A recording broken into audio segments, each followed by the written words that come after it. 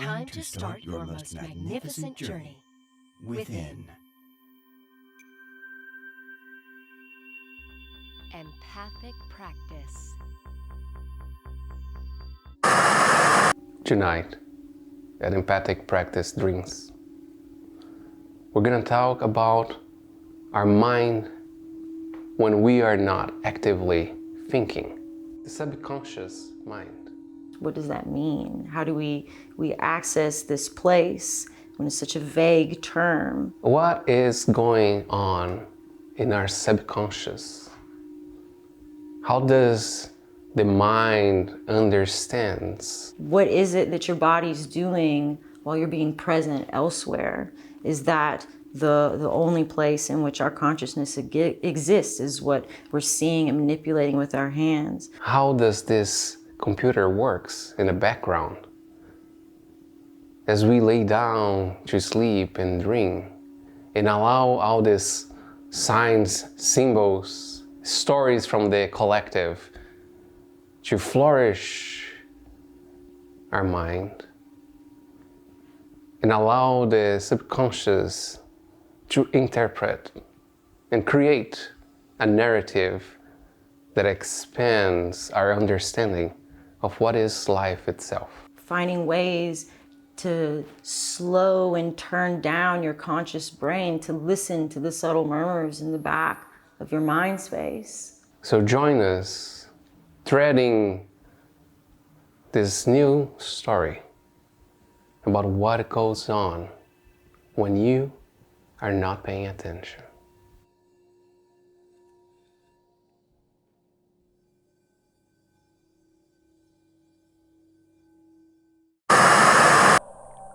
Time for balance. Time for yourself. It's your journey. Where will you start? Empathic practice. If you hold a light close to your heart, what does that light mean? Close your eyes. Focus on your heart. Try listening to the beat. Feel your heart pulsating, the bloodstream, the life that brings to every part of your body, connected, a constant stream, flow.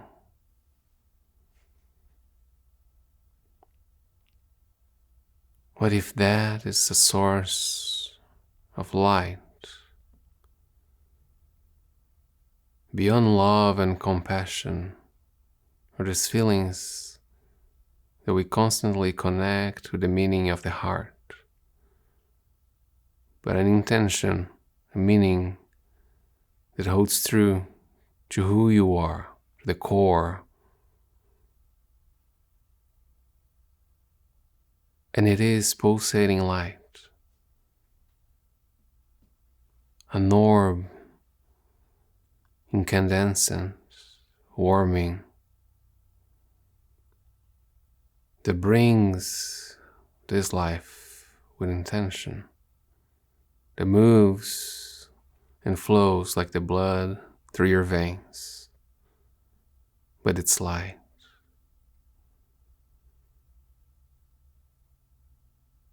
Feel it at this moment with every heartbeat.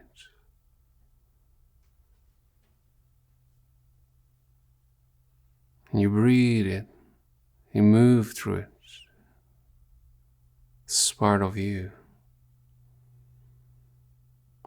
It is what connects you to other human beings,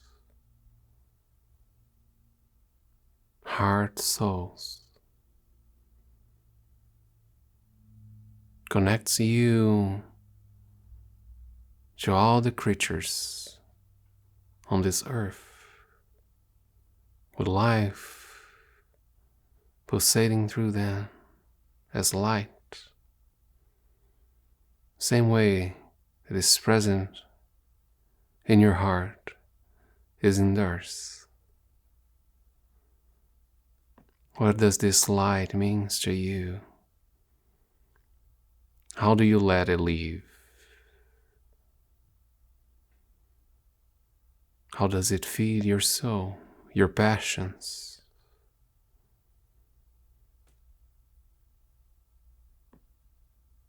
What does it mean to the care that you bring towards yourself? And to this very moment, the permission that you give for yourself to relax and settle within this intention of feeling your heart, your truth. It just moves through you, flows. It's part of your string of thought, and the blood runs through your cells.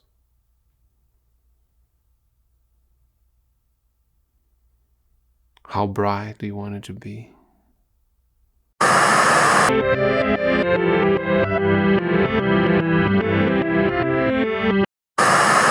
I'm here with Hein. Hello. Hi. Hi. I'm Felipe.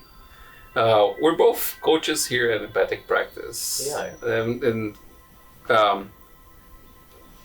overlapping in a sense of like the roles that we fulfill here. We talk with clients, we talk with patients about how to shift mindset perspectives using different tools, sometimes using similar tools.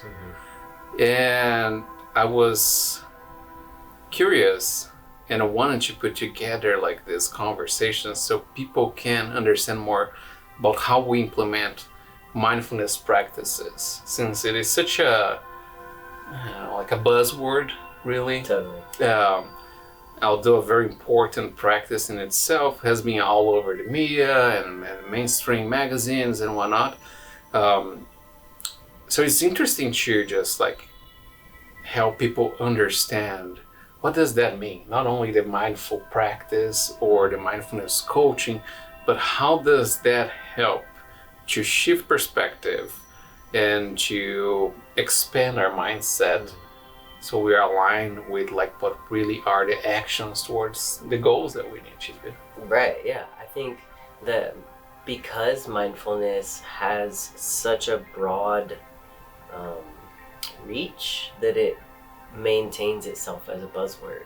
So because it can mean not only forethought of an action, but also the intention with which we do something, and how that is interlaced through all the intricacies of a day. What are the details of a day? And does being mindful of those details cause harm, or is it beneficial? And I think, across what it means to be mindful is how that varies among people. So like mindfulness practices and different modalities and tools that we give to people will always vary, and there will never be like a cookie cutter, this is what it means to be mindful for me. It will be that these certain tools work for me, those certain tools work for you, some combination of the tools that both of us use will help someone else. I think that's what's cool about being a practitioner in this way, is working one-on-one with people, helping them to define what mindfulness means to them through tools that have worked for what mindfulness meant to us. And as it develops, we are all, really awakening to what consciousness is as an organism, but individually at the same time. Yeah, that's a good point. Hello, Andrew. Ah, It's nice to be working with you again. oh, well, we had such a great time last time on Absolutely. on that production that I can't even remember which one was that. Which one was that?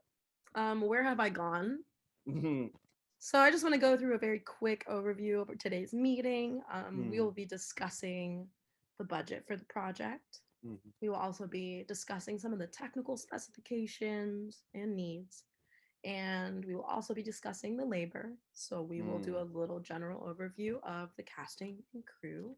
So can you give me an idea of like what the budget is? How Oh, well, who can really say? Being a period piece, we know it's going to ramp up more than our previous, more grounded works. However, I think depending on what can be done with taxes, that could have a big effect on. You have to be doing that. Just that crunching is like grinding my Oh brain. my goodness, I'm so sorry, Andrew. I didn't Yeah. even notice. It's okay. It's okay. We all have to eat. My mind, I just can't. I didn't even notice. I must have just been so hungry. So from what I'm picking up on, Mm. the budget is a little bit of a question mark right now. I mean, Are we looking at partnering with another group? Are we looking into fundraising? Mhm. Are there any other means by which Andrew, Yep. do you have to be doing that right now? Doing what? It looks like you're lifting weights right now. Am I? Yeah. Oh, God, it just happens so easy. I didn't even notice. Just want Okay. to keep going. Sorry, Yeah. sorry. No, it's all right. We'll just keep moving on. And maybe we can just figure out a little bit about what technical things we might need for this project, what, specific cameras, lighting, Cameras. Yeah. Yes. Cameras we need those. Cords to plug into those mics. Cords to plug into cameras, they do that now.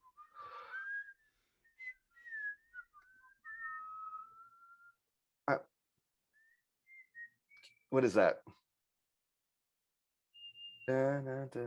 Like what's that? You're whistling. It sounds so familiar. I didn't even notice. Oh, you didn't know. That's stuck in my head now. We will need lights. I'm assuming we'll Oh, also yeah. need lots of lights. Where is stuff? I'm gonna go ahead and make some room for that. Microphones, I know that that's not part of the visual landscape, But necessary. We'll definitely need to collect sound. And I'm not sure how big of a set we'll be working on or how many of cameras and lights. And Oh, mics well, that's we need. But we'll have to. Hey Andrew, do you think you could contribute a little more to my understanding of the technical needs instead of drawing? You're drawing right now. oh. Just felt so engaged. When we're manifesting, depending on how we manifest the light into the scene,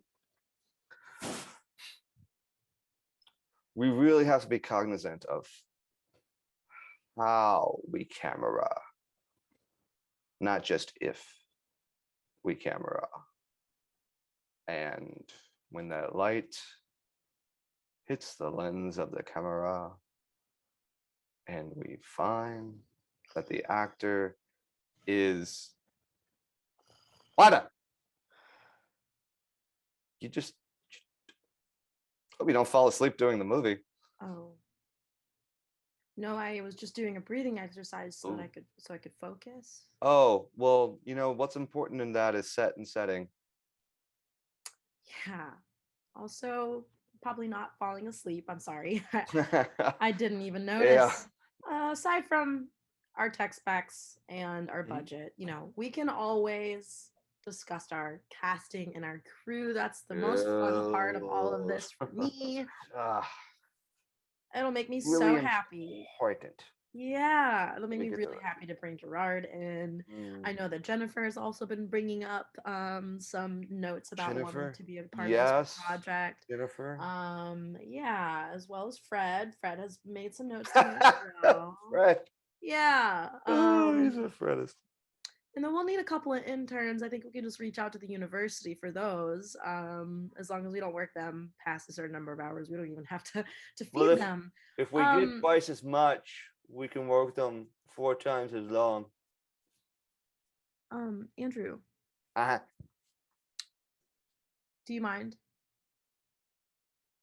I don't really want to watch you groom yourself right now. Oh, sorry, I see that. I'm to be fair, I've been looking at myself this entire time, not you. So I thought I'd just kind of squeeze it. I didn't even really notice I was doing it. Happens. All right, so we've got some names for our Mhm. cast and our crew. I'm super Yes. excited about that. Oh, send me your notes. I need to get I those. will. I will have them Colette type them up, fax them, print that out, put that on a bird, get that bird on over to you. Oh my gosh, that'll be perfect timing because I have to send a letter to the producers, which I have Okay. to hand deliver. They don't receive emails anymore. You know how Ah, artists well, they are artists, Yeah. as you know. Artists. So, and I think you'll find, once again, having worked with us, that we've really improved the quality of life experience. I think you'll find that it's going to be one of the best experiences we have, and the art shall transcend the.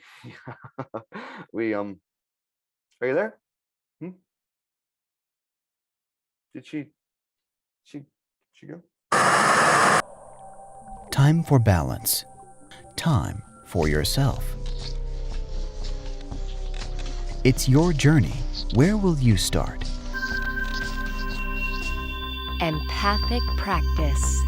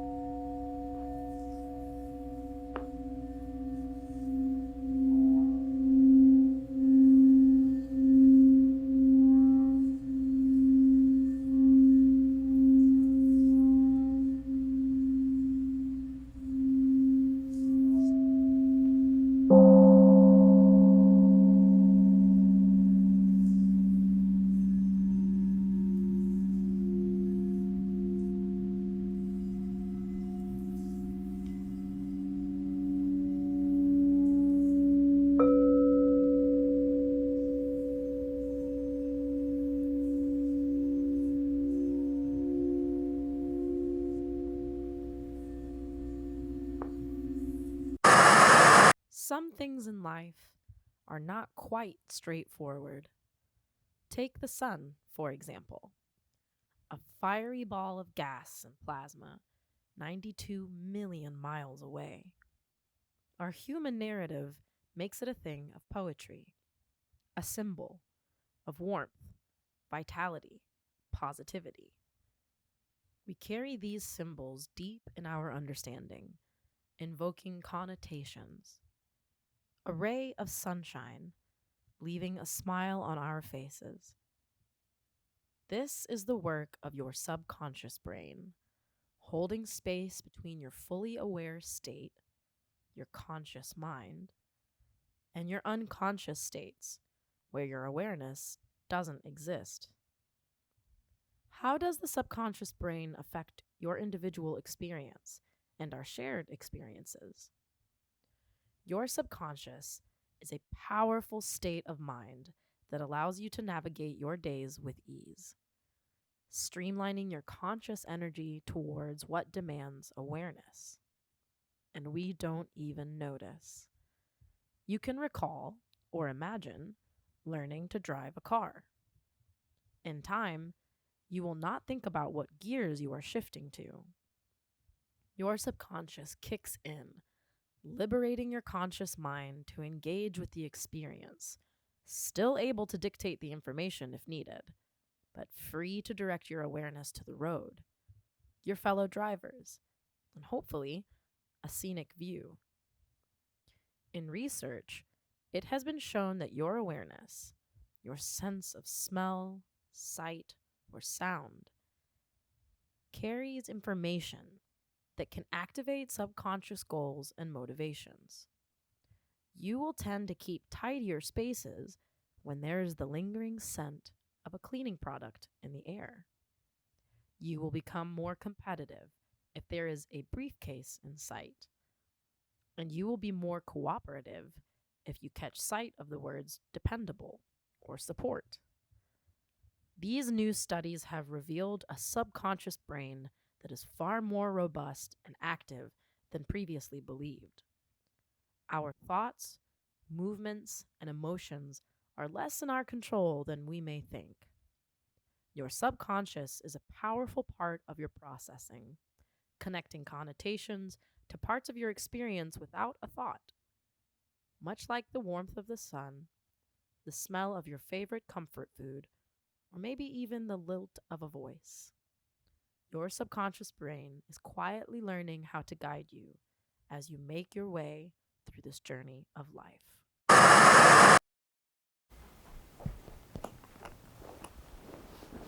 Good night. Tonight on Dreams, we'll be doing a reading from English Fairy Tales by Joseph Jacobs. We're going to start with Jack and the Beanstalk. There was once upon a time a poor widow who had only son named Jack and a cow named Milky White. And all they had to live on was the milk the cow gave every morning, which they carried to the market and sold.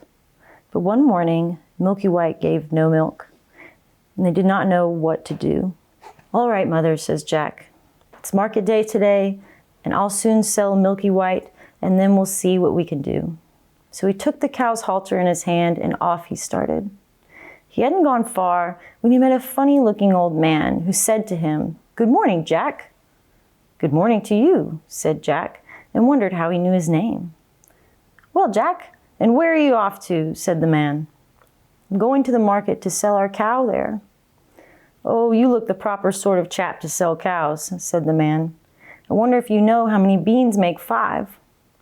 "2 in each hand and 1 in your mouth," says Jack, as sharp as a needle. "Right you are," says the man, "and here they are, the very beans themselves," he went on, pulling out of his pocket a number of strange-looking beans. "As you are so sharp," says he, "I don't mind doing a swap with you, your cow for these beans."